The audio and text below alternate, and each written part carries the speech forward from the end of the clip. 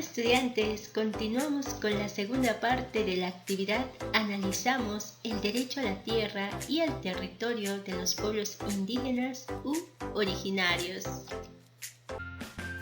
Ahora vamos a hablar sobre el derecho a las tierras y al territorio. ¿Cómo se está garantizando el derecho al territorio y a los recursos naturales? De acuerdo con el Convenio 169 de la OIT, los pueblos indígenas tienen el derecho de propiedad y de posesión sobre las tierras que tradicionalmente ocupan. Además, tienen el derecho de participar en la utilización, administración y conservación de los recursos naturales que se encuentran en sus territorios, es decir, en la totalidad del hábitat de las regiones que ocupan o utilizan de alguna otra manera. Este derecho está reconocido por la Corte Interamericana de Derechos Humanos. ¿Cuál es la diferencia entre las tierras y el territorio de los pueblos indígenas? Cuando las normas se refiere a las tierras, es para hablar de un derecho de propiedad o posesión del pueblo indígena sobre un área determinada del suelo, como cualquier otra persona, por ejemplo, el terreno de una chacra. En cambio, el territorio se refiere a un espacio más amplio y menos delimitado, la totalidad del hábitat de las regiones que los pueblos indígenas ocupan o utilizan de alguna otra manera, es decir, las tierras, pero también los recursos naturales usados por el pueblo y el medio ambiente, entre ellos ríos y montes. Los estados deben respetar la importancia especial que tienen las tierras y el territorio para la vida social del pueblo y su supervivencia, y que los pueblos tienen derechos sobre los recursos naturales de sus territorios. A continuación les voy a presentar un video.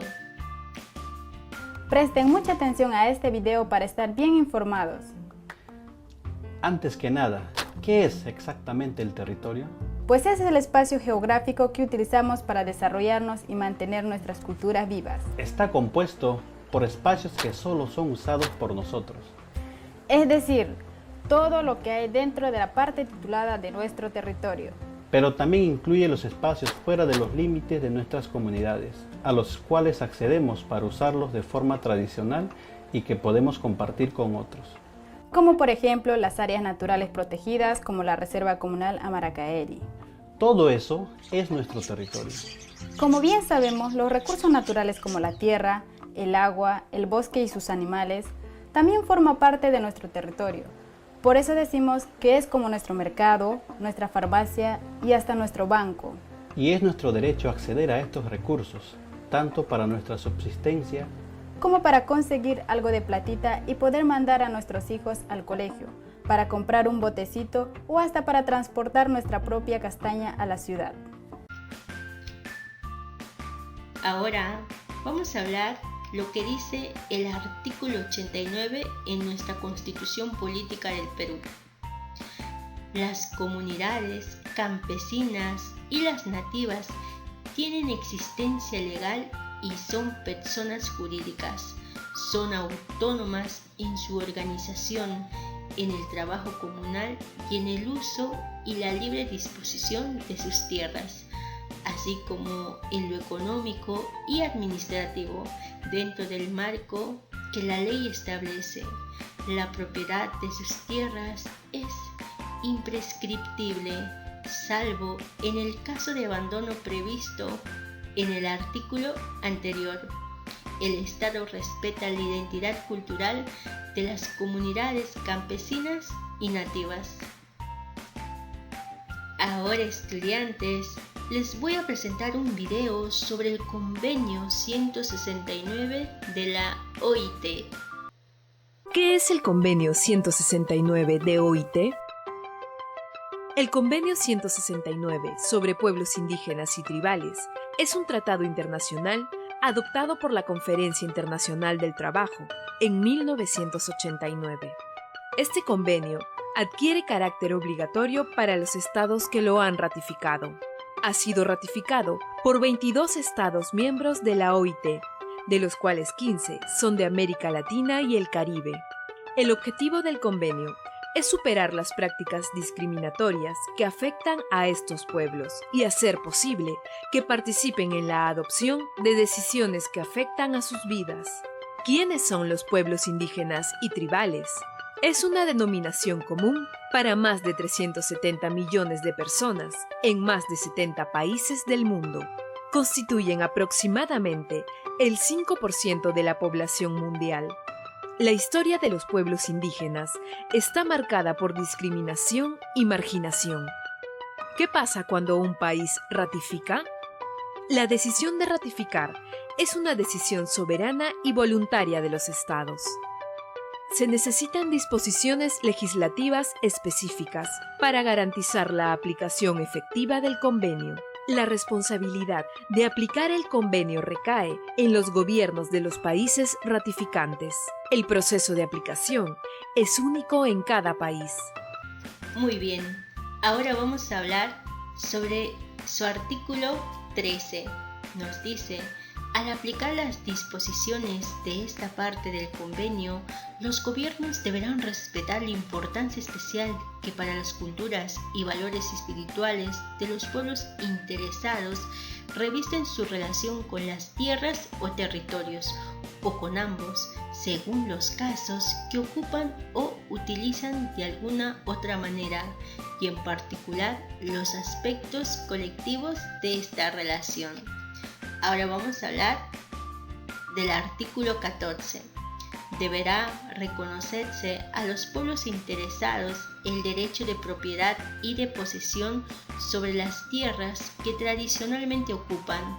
Los gobiernos deberán tomar las medidas que sean necesarias para determinar las tierras que los pueblos interesados ocupan tradicionalmente y garantizar la protección efectiva de sus derechos de propiedad y posesión. Ahora, estudiantes, vamos a responder a las siguientes preguntas. 1. ¿Por qué son importantes los conceptos de tierra y propiedad para los derechos colectivos de los pueblos indígenas u originarios? Son muy importantes estos conceptos de tierra y propiedad para los derechos colectivos de los pueblos indígenas u originarios, porque estos derechos permiten defender sus tierras, su cultura, sus necesidades, y ello protege a la conservación de nuestra biodiversidad. 2. ¿Cuál es el aporte del convenio de la OIT y la Constitución Política del Perú respecto al derecho a las tierras y los territorios de los pueblos indígenas u originarios? El aporte del convenio de la OIT y la Constitución Política del Perú reconoce el derecho de propiedad y de posesión sobre las tierras que tradicionalmente ocupan los pueblos indígenas u originarios. A su vez, el gobierno debe garantizar la protección efectiva de sus derechos de sus tierras y posesión. 3. Según el artículo 89 de la Constitución Política del Perú, ¿cuál es el rol del Estado en relación con este derecho? El rol del Estado es respetar la identidad cultural de las comunidades campesinas y nativas. Ahora vamos a leer sobre la defensa y el conocimiento del territorio.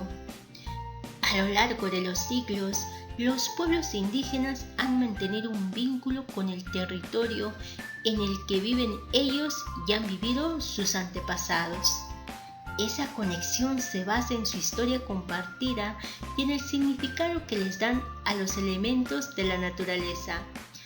La cosmovisión indígena, identificada con los cerros, los ríos, las lagunas, entre otros, está ligada a esos territorios y por lo tanto no se concibe su venta.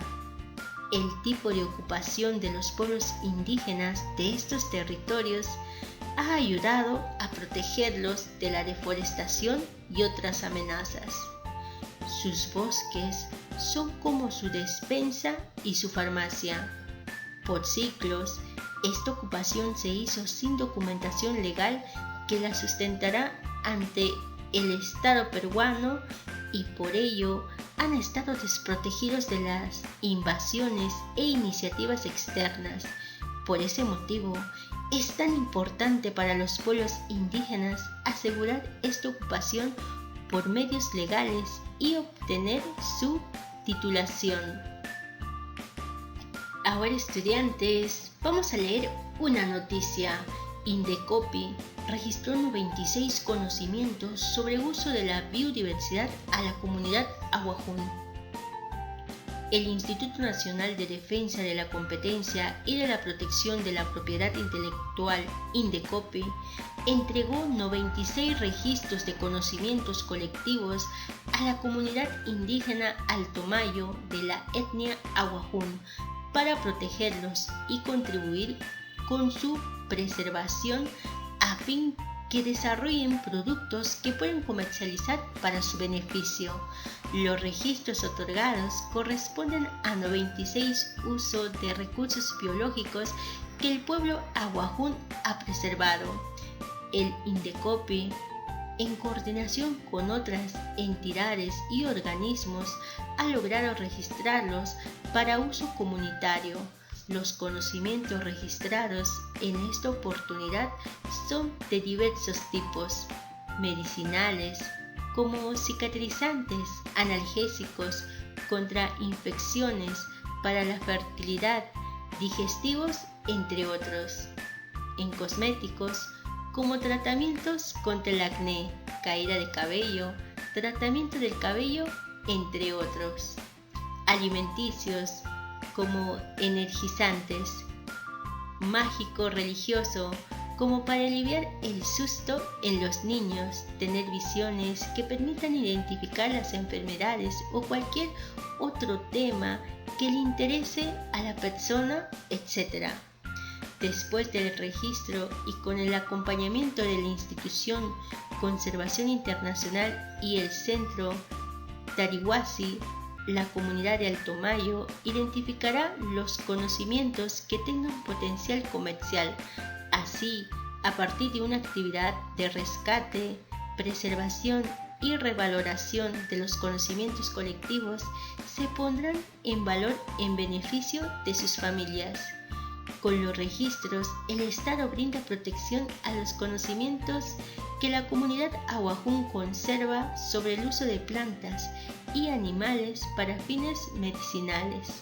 Los conocimientos colectivos pueden pertenecer a uno o varios pueblos indígenas. Estudiantes, vamos a responder a las siguientes preguntas. 1. ¿Cómo contribuyen los pueblos indígenas u originarios en la protección de los recursos de su territorio? ¿Qué problemas afrontan dichos pueblos? Los pueblos indígenas u originarios contribuyen protegiendo, valorando y respetando los recursos de su territorio. Por ejemplo, conservando el suelo, reducen la erosión, conservan el agua, etc. Los problemas que afrontan es la contaminación, deforestación, etc. Siguiente pregunta. Respecto a la noticia, ¿qué derechos se le reconoce a los pueblos indígenas u originarios? La discriminación será uno de los factores por los que en muchas ocasiones no se reconocen los aportes de estos pueblos. ¿Por qué? En la noticia se le reconoce el derecho a la identidad cultural, el derecho a la tierra y el territorio y el derecho a los recursos naturales. La discriminación es un factor principal para que no se reconozcan los aportes de estos pueblos, porque aún tenemos personas que no reconocen la igualdad de derechos de nuestros pueblos indígenas u originarios. Ahora sí, viene el reto. Elaboremos un texto o grabemos un audio para explicar por qué es importante la vigencia del derecho a la tierra y el territorio para los pueblos indígenas u originarios y para el país en general, y propongamos algunas acciones a fin de promover este derecho. Estudiantes, estoy dejando un ejemplo de solución del reto. Es importante la vigencia del derecho a la tierra y el territorio para los pueblos indígenas u originarios, porque este derecho permite defender sus tierras, su cultura, sus necesidades, y ellos protegen a la conservación de nuestra biodiversidad.